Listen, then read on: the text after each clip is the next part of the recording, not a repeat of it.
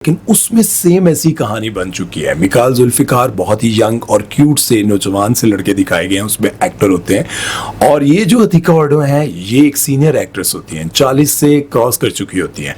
मिकाल जुल्फिकार को इनसे मोहब्बत हो जाती है और उसी कहानी को मेरा ख्याल है ये जहन में रख कर कह रही हैं कि क्यों नहीं हो सकता, ऐसी कहानी क्यों नहीं बन सकती। हाँ बढ़ाओ बढ़ाओ फिर ऐसी कहानियां भाई, बढ़ाओ आंटियां फंसाओ और इस तरह के दिखाओ काम। भाई यही काम तो रह गए हमारे, क्योंकि हमने यही तो सबक दिखाने हैं टीवी पर। अस्सलाम वालेकुम ख़वातीन हज़रात, मैं हूं आपका मेज़बान सुमैर। तो आज के नए प्रोग्राम में हम आपको खुश आमदीद कहते हैं। दोस्तों आज भी हमारे पास बहुत ज़बरदस्त किस्म के अपडेट्स हैं, बहुत ज़बरदस्त किस्म की खबरें। लेकिन सबसे पहले हम बात करेंगे अतिका ओडो के बारे में। वैसे तो आप सभी को पता है अतिका ओडो अपने दौर की खूबसूरत तरीन एक्ट्रेस थी और अब भी उन्होंने इस उम्र में भी अपने आप को बहुत मेंटेन करके रखा हुआ है। और इसी वजह से तो उनको दुख होता है जब वो कहती हैं कि मुझे इतना दुख होता है कि यार जब मुझे दानिश तैमूर की माँ बना देते हैं। दानिश तैमूर मेरा क्रश है वैसे है तो पुत्र दी जा, लेकिन वो कहती हैं कि दानिश तैमूर मेरा भी क्रश है और मेरी वालदा का भी। भाई मुझे उसकी माँ का किरदार क्यों दिया जाता है, मुझे उसकी माँ क्यों बना देते हैं ड्रामे में, मुझे उसके साथ हीरोइन आना है। वाह क्या बात है। वैसे हौसले बुलंद होने चाहिए इस तरह से। एक और बात मैं आपको बताऊं, किसी जगह पर दुख मुझे भी होता है। ये हुमायूं सईद के साथ हीरोइन आती थी और मैं जैसे कि मैं आपको पहले ही बता चुका हूं अपने दौर की खूबसूरत तरीन एक्ट्रेस हीरोइन, और अब भी उन्होंने इस एज में भी अपने आप को मेंटेन रखा हुआ है। और अब तो उन्होंने अपना वेट लूज किया है तो और भी ज्यादा अच्छी लगने लगी है। लेकिन ये बात मेरी समझ से बाहर है कि वो दानिश तैमूर के साथ हीरोइन आना चाहती हैं। कहती हैं कि यार मुझे या तो उसकी कोई आंटी का किरदार दे दिया करो या मुझे कोई और किरदार दे दिया करो, दानिश तैमूर की मां ना बनाया करो। वैसे दो अतिका ओडो का दिमाग माशाल्लाह से बहुत चलता है और बहुत सी सीनियर हमारी एक्ट्रेस हैं, खूबसूरत तो है ही है, ये तो मैं पहले भी बता चुका हूँ, लेकिन उनका दिमाग बहुत चलता है। अभी पिछले दिनों एक एक्टर के हवाले से उन्होंने कहा यार ये बटन खोलकर आ जाता है, इसके सीने के बाल मुझे नजर आ रहे होते हैं, यार ये प्लीज वैक्सिंग करवा लिया करो, ऐसे ऐसे कर रही थी यार। उस पर भी इन पर बड़ी तनकीद हुई थी।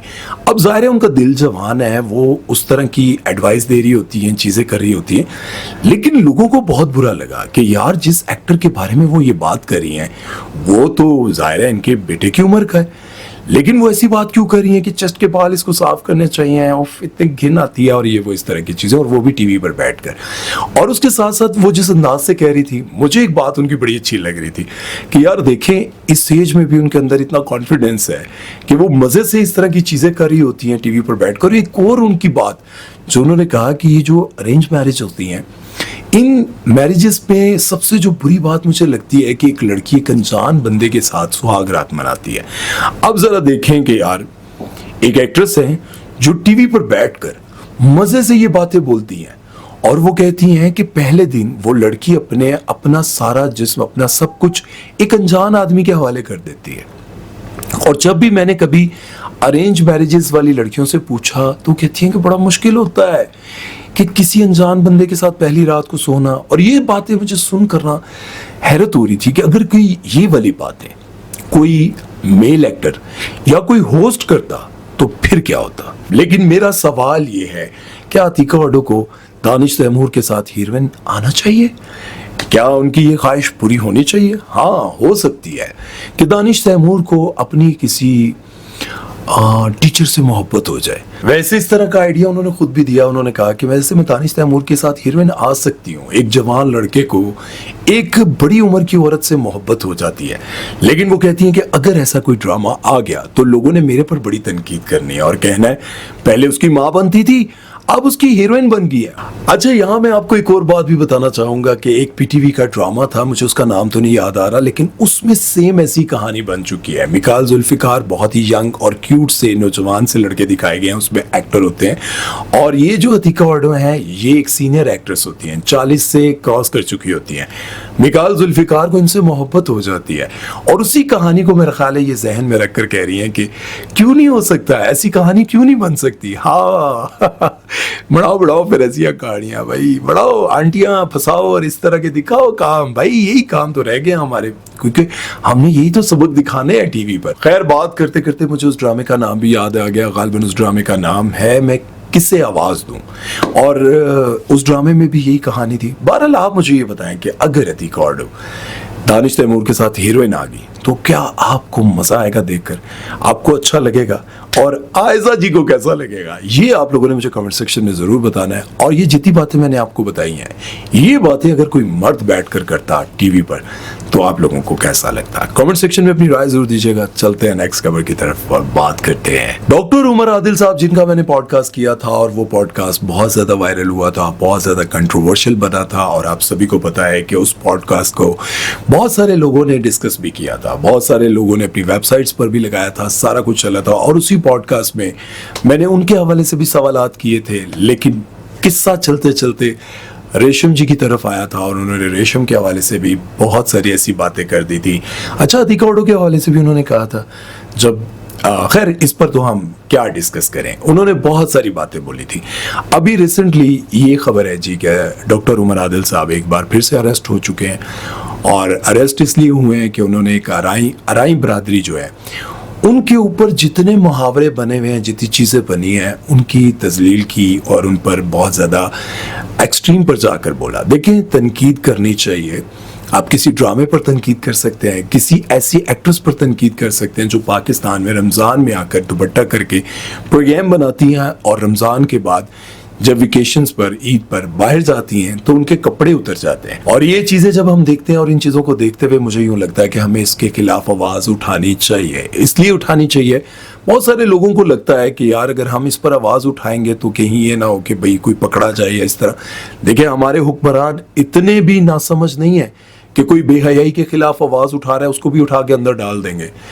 ये इस्लामिक मुआशरा है और इसमें बहुत सारे ऐसे लोग अभी जिंदा हैं, कायम है, जो कि बेहयाई के खिलाफ आवाज़ उठाने वालों का साथ देते हैं।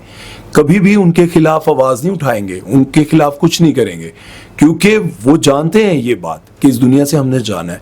बहरहाल डॉक्टर उमर आदिल साहब इस वक्त हिरासत में है और मैं उनके लिए दुआ कर सकता हूँ कि अल्लाह ताला उनको अपने हिफ्ज़ व अमान में रखे। देखिए, बहुत अच्छे इंसान इस लिहाज से हैं कि वो बोलते बहुत फ्लो में हैं, बहुत अल्लाह ने उनको कॉन्फिडेंस दिया हुआ है, बहुत तालीम है उनके पास। और ये जो महारत है कि वो कंटिन्यू बोलते जाते हैं और उनके दिमाग में वो सारी बातें आती जाती है। और ये एक सहाफ़ी के पास, एक होस्ट के पास या फिर एंकर के पास एक बहुत बड़ी नेमत होती है अल्लाह की। तो बहरहाल डॉक्टर उमर आदिल इस वक्त पकड़े जा चुके हैं। इसके बारे में आप लोगों की क्या राय है? उनके साथ ठीक हुआ, गलत हुआ? मैं तो उनके लिए दुआ करूँ, अल्लाह ताला उनको जल्द से जल्द जो है रिहाई दिलवाए और अल्लाह ताला उनको अपने घर में, अपने सुकून वाली जगह पर वापस ले आए। मेरे पास कुछ अल्फाज और नहीं है, मैं उनके लिए क्या बोलूं। बहरहाल आप लोग क्या कहते हैं कमेंट सेक्शन में जरूर बताइएगा। चलते हैं नेक्स्ट खबर की तरफ और बात करते हैं बबरिक शाह और इमरान अब्बास के बारे में। तो जैसा कि आप सभी को पता है कि जिस तरह से रूबी अनम और मेरा ये जो पॉडकास्ट है बहुत ज्यादा वायरल हुआ, इसी दौरान बबरिक शाह ने भी हमारे पाकिस्तानी एक्ट्रेस के हवाले से बहुत सारी ऐसी बातें की हैं जो कि बहुत ज्यादा वायरल हुई हैं। उन्होंने इमरान अब्बास के हवाले से ये कहा था कि इमरान अब्बास मुझे मर्द ही नहीं लगते, मतलब उनके अंदर मर्दों वाली कोई बात नहीं लगती। ठीक है, उनसे पूछा गया कि इमरान अब्बास के बारे में आप क्या कहना चाहेंगे, तो उन्होंने कहा कि इमरान अब्बास मुझे मर्द ही नहीं लगते, मैं इनके बारे में क्या बात करूं।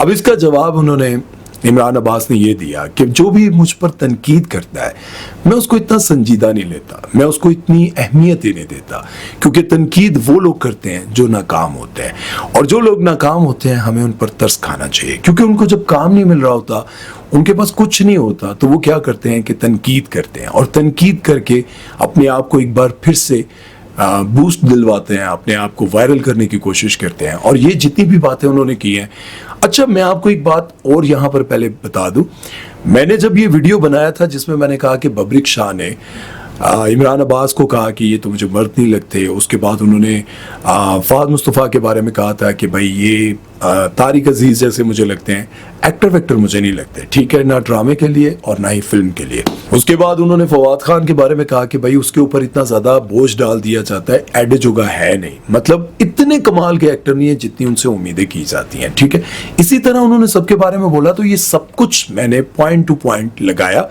लोगों ने कहा यार बबरिक शाह की बातें तो 87%, 80%, 95% बिल्कुल ठीक है। ये मेरी लास्ट वाली वीडियो पे भी देख सकते हैं, टिकटॉक पे भी देख सकते हैं, इंस्टा पे मैंने लगाया, वहाँ पर भी लोगों ने यही कहा। उसके साथ साथ मैंने ये देखा कि लोगों ने फेसबुक पर ये वीडियो ज़्यादा देखी गई, तो लोगों ने वहाँ पर भी ये कहा कि बबरिक शाह ने जो बातें की हैं वो बिल्कुल ठीक है। लेकिन इमरान अब्बास का ये रिप्लाई है कि जो लोग मुझ पर तनकीद करते हैं उनके पास बेसिकली काम नहीं है। अब इस पे देखा जाए तो बात सच है, बबरिक शाह के पास काम नहीं है, लेकिन इमरान अब्बास अभी भी हीरो आते हैं। चाहे वो लड़कियों की तरह मेकअप ज़्यादा करते हैं, कुछ भी करते हैं, जो लोग कह रहे हैं, जो बातें हो रही हैं, उन सारी चीज़ों को मद्देनज़र रखते हुए ये बात 110% राइट है कि उनको काम बहुत अच्छा मिल रहा है। हीरो आते हैं, चाहे वो फिल्म हो। अभी उन्होंने लास्ट टाइम इंडिया की एक फिल्म की थी जिसकी बहुत ज़्यादा हाइप थी, पाकिस्तान में रिलीज़ होनी थी, और उस फिल्म के हवाले से वो बहुत बार कह चुके थे कि मैं एक बहुत बड़े बजट की फिल्म कर रहा हूं और वो बहुत जल्द रिलीज होने वाली है, लेकिन पाकिस्तान में उस फिल्म को रिलीज नहीं होने दिया गया। उसकी वजह ये थी कि उस फिल्म में कुछ पाकिस्तान के हवाले से ऐसी बातें थी, कुछ ऐसे डायलॉग्स थे जिनकी वजह से उस फिल्म को रिलीज नहीं किया गया। खैर, उनको दुख भी बहुत हुआ। उसके बाद जब इमरान अशरफ की और बाकी लोगों की फिल्में रिलीज होती हैं तो उनको गुस्सा आता है, और बिल्कुल राइट है, गुस्सा बनता भी है, क्योंकि ज़ाहिर एक बंदा कई साल एक प्रोजेक्ट के लिए उम्मीद लगा के बैठता है, वो फिल्म इंडिया में भी रिलीज नहीं होती और पाकिस्तान में भी रिलीज नहीं होती, दुख तो होता है यार।